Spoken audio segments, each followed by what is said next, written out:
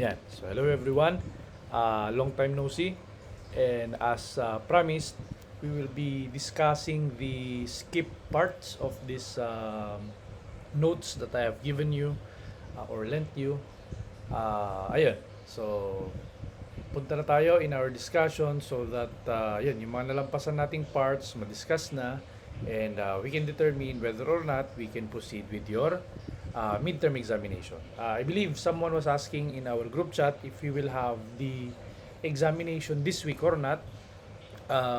Just give me ample time. I'll report to our school later on to confirm the schedule of the examinations. And after I report, confirm the schedule, sabihan ko kayo agad kung matuloy yung ating examination this week or not. Okay? But for now, let's focus on this discussion. So, ito yung notes na binigay ko sa inyo and there is a certain part here that is of course the taxation law. And hindi naman lahat ito ay kailangan nating discuss because we are only focused, again, as I've mentioned, on income tax. Okay, and of course, the basic principles.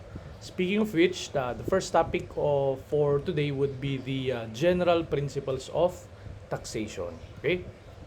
So, and in these general principles, the first topic that we would be discussing is the power of taxation as distinguished from police power and from the power of eminent domain, which are all powers of our state, our government, our country. Okay?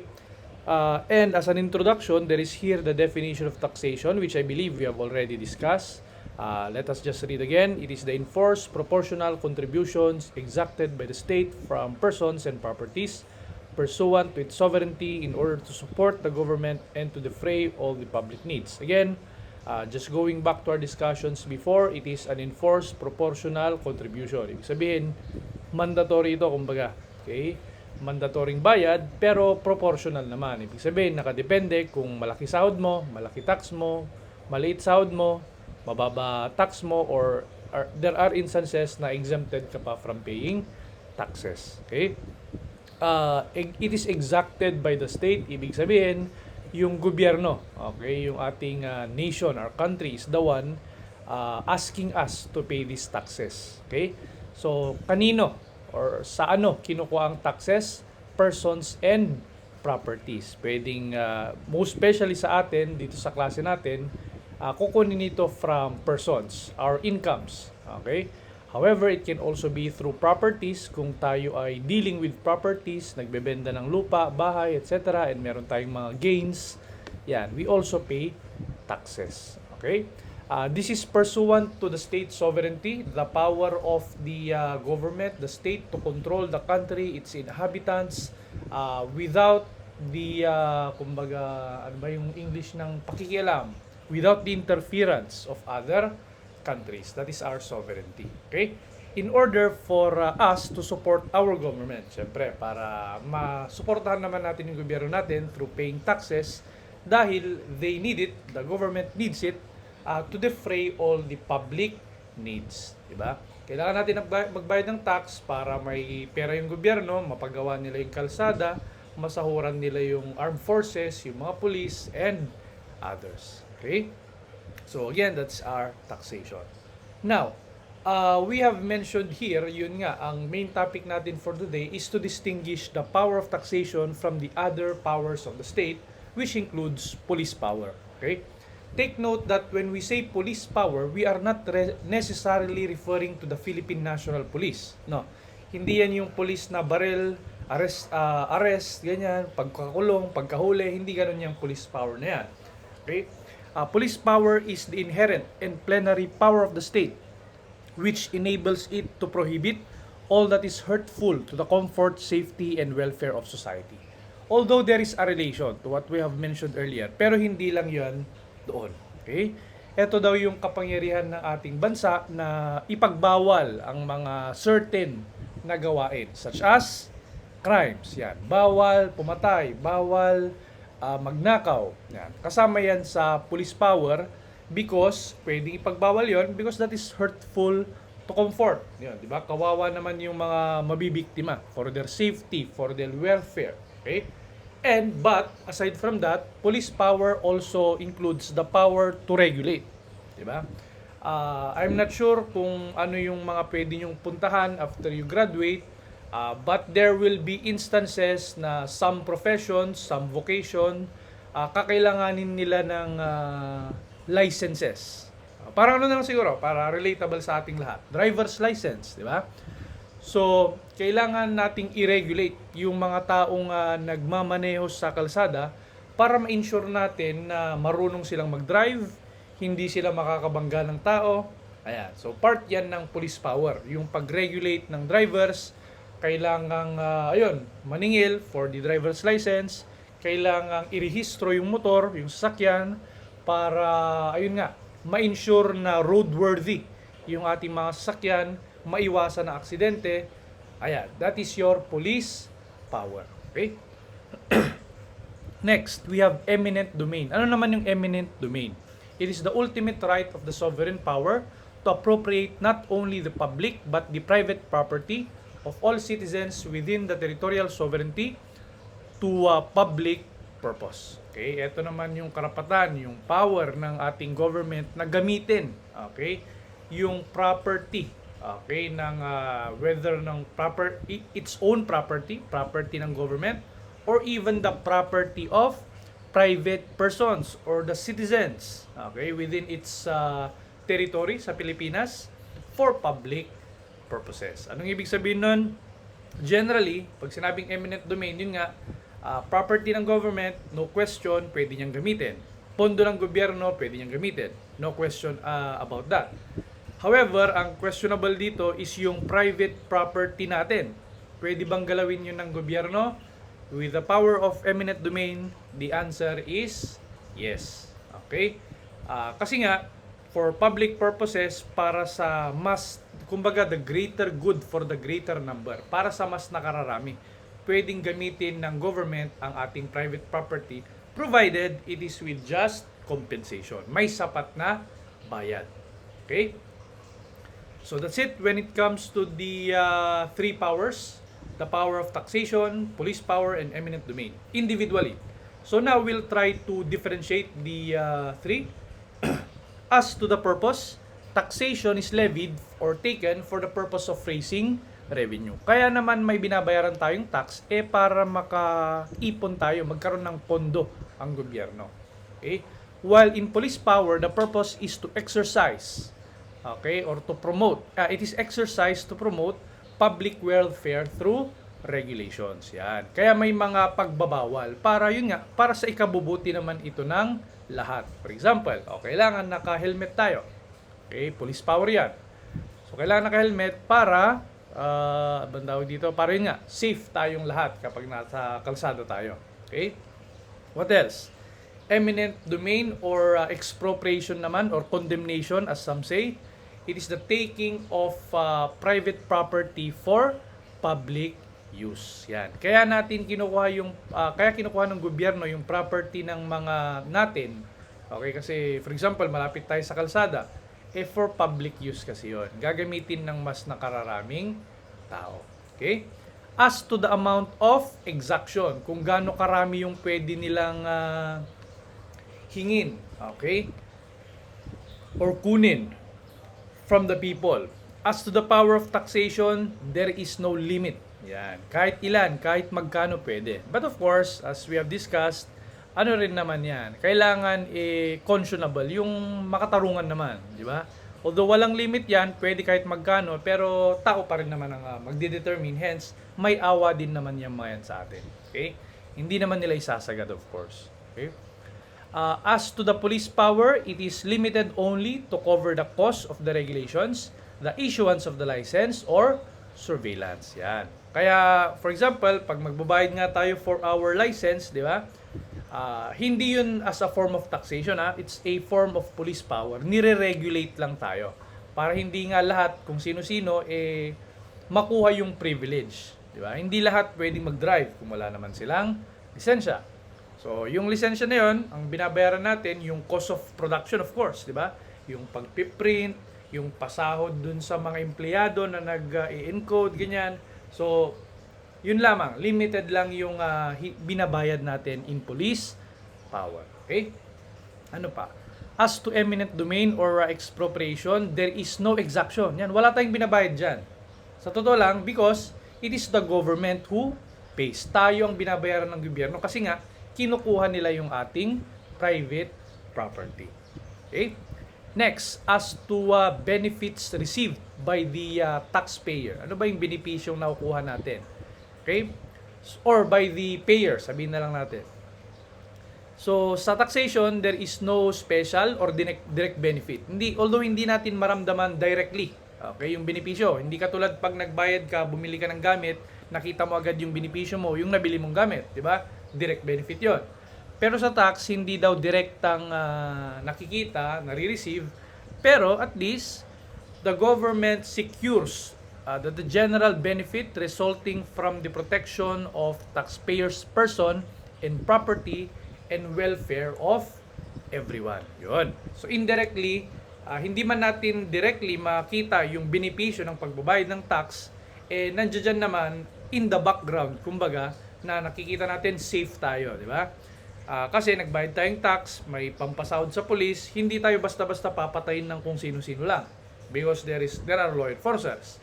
Diba? So may benefit para sa ating lahat. Okay? Yung mga medyo nahihirapan sa buhay, yun, for example, di ba, may 4-piece program before, nabibigyan sila ng tulong. Of course, galing yan sa taxes din natin. Okay? What else? As to the benefits received in relation to police power, again, there is no direct benefit. Okay? Receive. However, there is a healthy economic standard of society attained in such police power. Okay? Medyo doubt ako sa inyo, nagdadalawang isip ako sa inyo kung i-relate natin dito sa damnum absci injuria, kasi sa totoo lang medyo malayo siya dito sa nakalagay dito sa police power. Pag sinabi mo kasing damnum absci injuria, merong kang na-receive na damage or loss, but in the eyes of the law, wala. Okay? Yun yung sinasabi ng damnum absci injuria. Kunwari, let's say, na-damage, nagasgasan yung kotse mo, for example. Pero let's say, imagine lang natin, hindi ko sinasabing ganito. Pero imagine natin walang batas na nagbabawal nun. Okay? So, walang magiging legal damage. Na-damage ka, oo, physically, pero wala ka naman pwedeng ikaso. Parang gano'n. Yun yung damnum absci injuria. Kaya ewan ko kung bakit minention siya dito sa police power. Ang benefit naman ng police power is somewhat the same with the power of taxation, di ba? Dahil may mga regulations, mas nagiging safe yung ating community, okay, yung ating society. Ayan, okay? And then, as to the power of eminent domain, lumampas naman na tayo. Merong direct benefit. Bakit may direct benefit? Kasi nga, babayaran tayo. Yeah, babayaran tayo kapalit ng ating property. Okay? Ewan ko kung na-mention ko na sa inyo before, my experience with this, actually not me, but two persons I know, yung sa power of eminent domain, yun nga, pinaka-common kasi dyan yung sa road widening nga. Okay? Kukunin nila yung lupa natin, property natin, para gawing 4 lanes, yung 2 lanes, ganyan. I know someone who had an experience, nakain yung kanilang, kinuha yung kanilang property by the power of eminent domain, na sakop ng road widening yung kanilang sari-sari store. Ang ginawa, kasi alam naman natin, I'm not sure if you are aware, pero baka naririnig nyo na medyo mabagal yung just compensation, yung pagbabayad ng gobyerno sa kinuhanan niya ng property. Kaya ang naging kasunduan na lamang nung, again, hindi ko alam kung nabanggit ko na sa inyo to, pardon kung naulit na. Ang ipinalit na lang dun sa nakuhanan ng property is, imbis na bayaran siya, iayos na lang nung mga kukuha ng property, kasi nasira yung sisirain yung kanyang sari-sari store. Okay, ayusin na lang nung kukuha ng property yung kanyang bahay. So ang ginawa niya, pina-tiles niya, pinaayos niya yung CR, pinagsalamin niya yung kanyang mga windows. Yun naman yung naging kanyang benefit na. Okay? Alam niya na matagal bago magkaroon ng compensation, kaya ganoon na lang. Kumbaga, sige, kunin niyo yung property na yan, ayusin niyo na lang yung bahay ko. And pumayag naman sila. It was a good bargain, kumbaga. Okay? Next, as to non-impairment of contracts. I'm not sure kung natapos na kayo sa course na obligation and contracts. Probably, baka kinuha nyo to nung first year kayo, second sem, I'm not sure. Pag sinabing non-impairment of contracts, pag may kontrata na tayo, hindi yan basta-basta, yun nga, pwedeng baliin, pahinain, i-damage, kumbaga. Even a law cannot do so, di ba? Kahit batas, hindi niya pwedeng sabihin na walang bisa na yung kontrata na yan. Hindi pwedeng gano'n. That is non-impairment. That's a violation of the non-impairment of contracts which the Constitution itself ensures, di ba? Yung Constitution mismo nagsabi na no law can impair contracts. Okay? So, in relation to the three powers of the state, can taxation impair contracts? The answer is no. Okay, hindi pwedeng talunin ng taxation ang kontrata. So pag may kontrata at may taxation, what succeeds is the contract. Okay, if you may. However, okay, in the cases of police power and eminent domain, contracts can be impaired. Yun. So exception, the impairment of contracts. So contracts may be impaired in the police power, because again, police power is a regulatory power for the benefit of the majority. So kung mas makakatulong yung pag-impair ng contract for the greater good, so why not? So it may be, take note of that, may be impaired. Pwedeng oo, pwede rin hindi. Okay? But it can be. Okay, it may be impaired. As to the power of eminent domain naman or expropriation, again, it may also be impaired. Okay? Pinakaano na lang dyan, of course, yun nga. Via contract, di ba, nasa sayo yung property. Sayo yung property. But because of the power of eminent domain, pwede nilang, kumbaga, yun nga, forcefully tanggalin sa'yo yung property even if you have the contract. Because it is for, again, public purpose. Okay? So, that's it when it comes to non-impairment of contracts. As to the transfer of property rights. Okay? So, taxes paid become part of public funds. So, yung perang binayad mo sa gobyerno, hindi na sa iyon. Sa gobyerno na yun. Okay?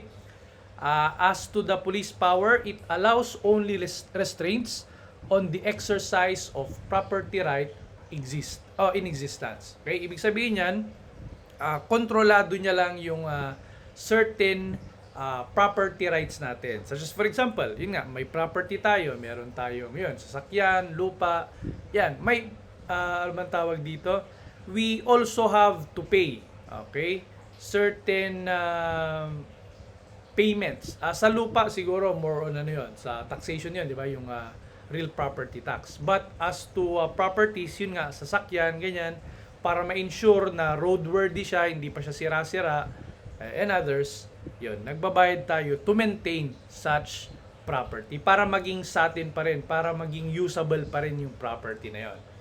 Okay? So what else? As to the power of eminent domain, the property is taken by the government upon payment of just compensation. Ito talaga, yung kaparehas ng tax, hindi na sa kanya yung property. Matatransfer na talaga because it becomes the property of the government for public use. Okay? And I believe the last, second to the last distinguishing factor is the scope. Okay? Ano ba yung sakop ng ating taxation? It affects all persons, property, and excises. So, lahat ng tao, okay, unless otherwise exempted, yung mga sa minimum probably, apektado ng tax. Property, okay, lahat ng property natin, lupa, yan, bahay, may mga taxes tayo dyan. Okay? Or, I believe lupa lang, wala pala sa bahay. Okay? Excises, goods, yan, mga bagay na binibili natin within the Philippine territory, di ba? Usually, merong mga VAT yan, value added tax. Okay? So, covered yan ng taxation.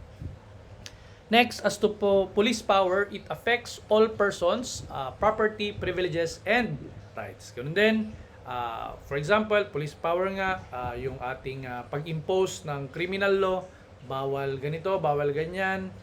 Okay, so apektado lahat ng tao. Okay? Ganun din sa ating property, kailangan nating i-register, i-renew, Privileges and rights, yan yung for example, bantawag dito, yun nga, yung ating right to travel, yung right to use motor vehicles, privileges yung mga yan na kailangan din again, apektado rin tayo dyan because kailangan nating mag-register, okay, for us to be regulated. And eminent domain or expropriation affects only a particular property. Oo, hindi naman lahat ng property, di ba? Yun lamang property na kukunin ng gobyerno ang apektado. Okay? And lastly, as to the last, okay, distinguishing factor, we have the basis. Okay? What is the basis of taxation? The basis is public necessity. Kailangan. Again, although paulit-ulit na, hindi mabubuhay ang gobyerno kung walang taxes. Diba? Walang pondo. Okay? Wala siyang pampasahod sa mga sundalo niya, pulis niya, mga public servants niya. Wala. Okay? Kaya it is considered the lifeblood, sabi nga nila. Okay? As to the police power, again, it's still the same. There is public necessity, di ba? Kung hindi tayo magpapalabas ng mga batas na nagbabawal na pumatay, ganyan, edi magpapatayan na lang tayo, di ba? Magkakagulo na. Okay? Aside from that, there is the right of the state and the public, of course, to self-protection and self-preservation. Yun nga, kailangan kasi rin nating protektahan ng ating mga sarili. The government and, of course, its constituents, its citizens. Okay? And lastly, as to eminent domain, there is necessity of the public for private property. Ganun din. So basically, may necessity lahat. Yung sa eminent domain ay kailangan kasi yung property para nga for public use. Okay? Para magamit ng mas nakararami. Okay? So those are the differences between the three powers of the state. Now, before we finish, there is a question here. What is the determining factor in distinguishing tax and regulation as a form of police power? Kasi, ayun, as we have mentioned earlier, tax can be sometimes considered a form of police power also.